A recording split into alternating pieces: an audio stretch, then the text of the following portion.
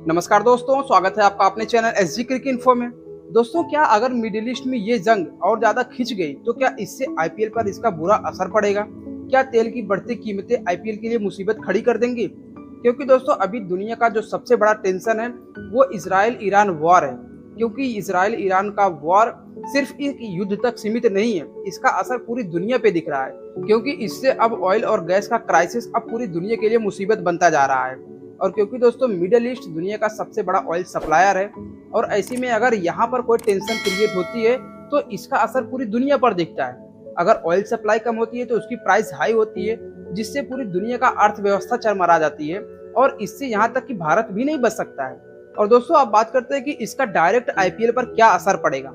देखिए दोस्तों, आईपीएल एक बहुत बड़ा इवेंट है।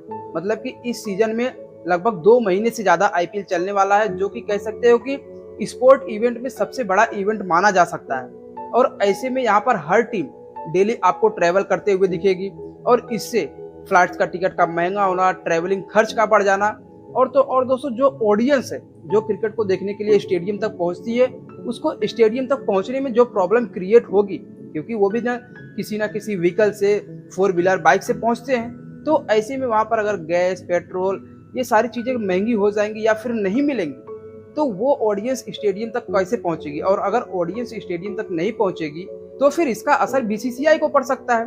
और दोस्तों अगर बात करें कि इससे आईपीएल को क्या इनडायरेक्ट तरीके से नुकसान हो सकते हैं, तो उसमें भाई जो स्पॉन्सर कंपनी है, भाई उस कंपनी का भी खर्च बढ़ेगा।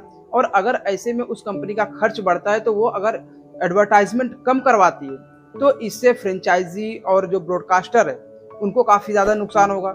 यानी कि ओवरऑल दोस्तों, अगर ये तेल और गैस क्राइसिस खत्म नहीं हुई आईपीएल से पहले, या फिर ये वॉर आने वाले समय में लंबे समय तक खिंच गया, तो ये आईपीएल के लिए डेफिनेटली बहुत ज्यादा नुकसानदायक हो सकता है। और दोस्तों इसके अलावा भी जो फॉरेनर खिलाड़ी आईपीएल में खेलने आते हैं, जैसे New Zealand, England, south Africa, West Indies के जो भी खिलाड़ी आईपीएल में खेलने आते हैं, अगर वो सिक्योरिटी कंसर्न को बताते हुए आईपीएल में खेलने से मना कर देते हैं, क्योंकि अगर ये वॉर लंबे समय तक खिंच गया तो कहीं ना कहीं भाई, क्योंकि अभी से देखो तो सभी देश अपने जो खिलाड़ी हैं, अपने जो भी देश के नागरिक हैं, उनको अपने देश में रहने की हिदायत दे रही है, और दूसरे देश में जो लोग फंसे हुए हैं उनके लिए भी एडवाइजरी जारी कर रही है। यानी कि सभी देश अपने नागरिकों को अपने यहाँ पे ही रखना चाहती है इस कंडीशन में।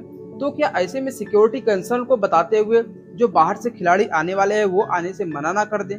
और क्योंकि अगर ऐसा होता है तो आईपीएल को बहुत बड़ा नुकसान होगा।